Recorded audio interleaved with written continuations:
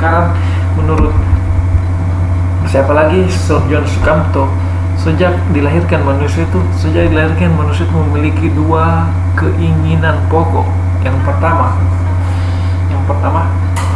keinginan untuk menjadi satu dengan manusia lain di sekelilingnya. Jadi sejak manusia dilahirkan itu dia langsung nalurinya bagaimana dia bisa menjadi satu dengan manusia lain di sekelilingnya. Lihat saja pada saat manusia dilahirkan, pasti dia langsung merengek, dia langsung menangis, ataukah entah kalau ada manusia yang pertama kali dilahirkan dia langsung tertawa terbahak-bahak. Tapi sampai hari ini yang saya lihat, yang saya temukan, manusia pertama kali dilahirkan itu dia langsung menangis pada ini. Artinya dia butuh lingkapan manusia lainnya. Yang lain itu adalah orang tuanya. Kemudian yang kedua itu manusia untuk menjadi satu dengan alam sekelilingnya. Jadi dalam hidupnya manusia selalu berusaha bagaimana dia bisa bagaimana menyesuaikan diri dengan lingkungan alam di sekelilingnya. Jadi itu menurut Sir John Sukamto, dua keinginan pokok yang dimiliki oleh manusia sejak dia dilahirkan. Ciri-ciri masyarakat itu adalah: pertama, manusia dia hidup bersama; kedua, bergaul dalam waktu yang cukup lama; ketiga, mereka sadar bahwa mereka adalah satu kesatuan; yang keempat, suatu sistem yang mengaturnya adalah sistem kehidupan bersama. Jadi empat yang saya katakan ciri-ciri dari kehidupan manusia. Lalu ada unsur-unsur agar bisa dikatakan ini terbentuknya masyarakat, antara lain adalah terdapat sekumpulan orang berdiam dalam satu wilayah dengan waktu yang relatif lama, dan ketiga, dia bisa menghasilkan sebuah sistem nilai. Jadi dalam sebuah komunitas masyarakat, dengan sendirinya kebersamaan atau interaksi yang diciptakan dalam masyarakat itu akan menghasilkan sebuah sistem nilai. Sistem nilai itulah yang akan mengatur bagaimana kehidupan, bagaimana tata krama, bagaimana interaksi dalam antara manusia-manusia dalam kelompok masyarakat tersebut. Kalau kita berbicara masyarakat politik, berarti dapat diartikan sebagai masyarakat yang bertempat tinggal di dalam suatu wilayah tertentu dengan aktivitas tertentu yang berhubungan dengan bagaimana cara memperoleh kekuasaan, usaha-usaha mempertahankan kekuasaan, bagaimana menggunakan kekuasaan, kewenangan, dan bagaimana menghambat penggunaan kekuasaan, pengendalian kekuasaan, dan sebagainya. Jadi dikatakan bahwa masyarakat adalah masyarakat politik ketika masyarakat tersebut hidup dalam sebuah tempat tinggal atau kawasan di mana wilayah tersebut aktivitas tertentu, semua aktivitas yang berkaitan dengan yang namanya politik atau kekuasaan. Pada masyarakat politik, interaksi setiap individu maupun kelompok pada masyarakat politik itu interaksi antara individu atau kelompok memiliki ciri-ciri sebagai berikut. Yang pertama itu perilaku politik, ada perilaku politik. Yang kedua adalah budaya politik. Yang ketiga adalah kelompok kepentingan. Yang keempat adalah kelompok penekan. Ya, jadi ada 4. Yang pertama tadi adalah budaya politik. Kalau kita berbicara tentang budaya politik, yang pertama dulu tentang perilaku. Kita berbicara tentang perilaku budaya.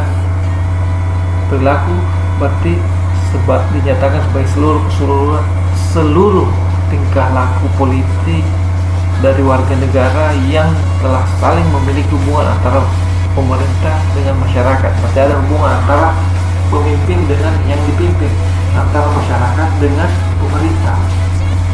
Dalam perilaku politik antara lembaga pemerintah dan antara kelompok masyarakat dalam rangka proses pembuatan, pelaksanaan, dan penegakan dan sebuah keputusan politik yang diambil secara bersama-sama. Kemudian ada yang namanya budaya politik.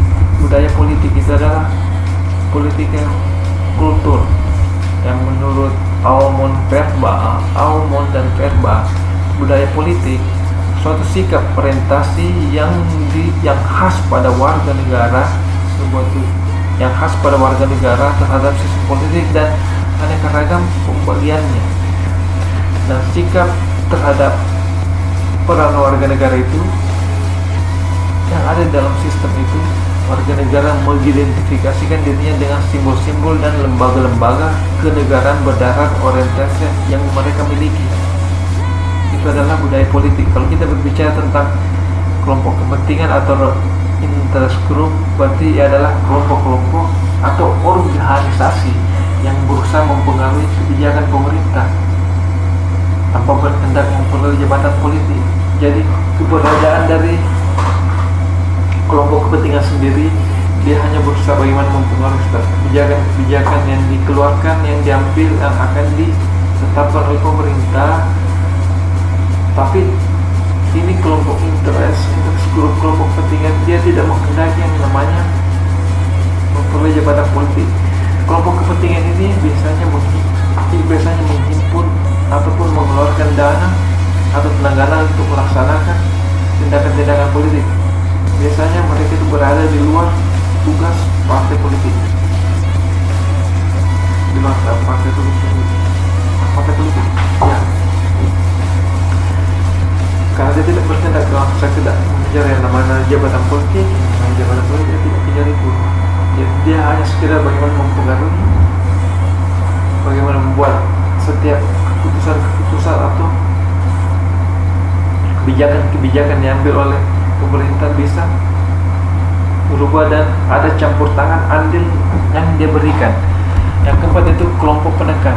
Kelompok penekan menurut Stuart Gary Brown, kelompok penekan adalah kelompok yang dapat mempengaruhi atau bahkan membentuk kebijaksanaan pemerintah. Adapun cara yang biasa digunakan dapat melalui namanya pendekatan persuasi, bisa melalui propaganda atau cara lain yang lebih efektif. Mereka kita antara lain bisa dikatakan sebagai kelompok-kelompok pengusaha, kelompok industriawan, dan kelompok asosiasi lainnya. Oke, berikut kita berbicara tentang konsep politik kekuasaan. Kalau kita berbicara kekuasaan, berarti kita berbicara kemampuan kita bagaimana kekuasaan, kemampuan kita bagaimana membuat orang lain bisa mengikuti apa yang kita inginkan atau apa yang kita kehendaki. Dalam teori politik menunjuk pada kemampuan membuat orang lain itu melakukan apa yang dia kehendaki. Ini menurut Max Weber. Dia tuliskan adanya tiga sumber kekuasaan. Yang pertama menurut perundang-undangan, yaitu kewenangan. Kedua menurut kekerasan. Yang ketiga kekerasan. Yang kedua kekerasan. Yang ketiga adanya kepemilikan senjata atau karisma. Yang pertama menurut Max Weber, tiga sumber kekuasaan. Yang pertama adalah perundang-undangan atau kewenangan. Yang kedua adalah kekerasan atau kepemilikan senjata. Yang ketiga adalah karisma. Jadi tiga sumber kekuasaan menurut Max Weber. Yang konsep yang berikutnya sebelum kita akhiri ini tentang politik adalah negara. Negara itu merupakan suatu wilayah teritorial yang di dalamnya terdapat sejumlah penduduk yang mendiaminya dan memiliki kedaulatan untuk menjalankan pemerintahan, dan keberadaannya diakui oleh negara lain.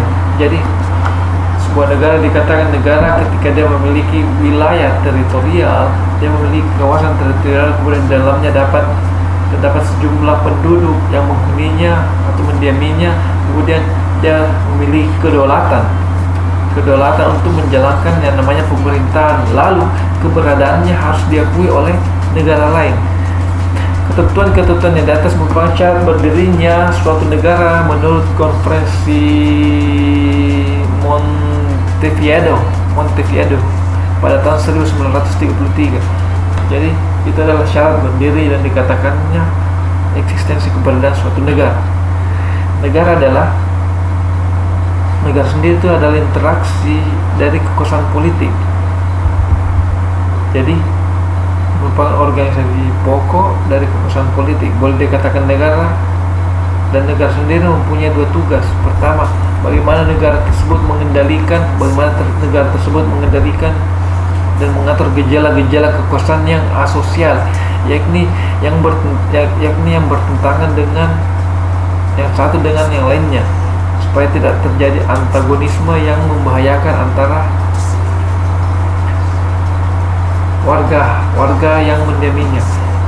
Yang kedua, mengorganisir dan mengintegrasikan kegiatan manusia dan golongan-golongan ke arah tercapainya tujuan-tujuan dari masyarakat seluruhnya. Negara itu menentukan bagaimana kegiatan asosial kemasyarakatan yang disesuaikan yang satu dengan yang lainnya dan diarahkan kepada tujuan nasional. Jadi banyak para tokoh yang memberikan definisi tentang negara. Salah satu menurut Roger Scholtau, Harold Jelaski, dia banyak memberikan definisi tentang negara. Belum lagi menurut Max Weber, dia juga mendefinisikan tentang negara. Terus Robert M. Metcalfe, dia juga memiliki definisi tersendiri tentang negara, di mana negara tersebut menurut yang terakhir Robert M. Metcalfe adalah asosiasi yang menyelenggarakan penertiban di dalam suatu masyarakat, dalam suatu wilayah, dalam berdasarkan sistem hukum yang diselenggarakan oleh suatu pemerintah, dan untuk maksud tersebut diberi kekuasaan memaksa. Berarti dalam negara ada namanya intervensi yang bersifat memaksa. Konsep yang berikutnya dalam konsep politik adalah konflik. Mungkin teman-teman semua tahu apa itu konflik. Konflik itu bisa kita katakan sebagai pertentangan, tapi secara dalam kata kerja Latin konfigure yang berarti saling memukul, berarti betul adalah pertentangan. Dan secara sosiologis itu bisa dikatakan sebagai suatu proses sosial antara dua orang atau lebih.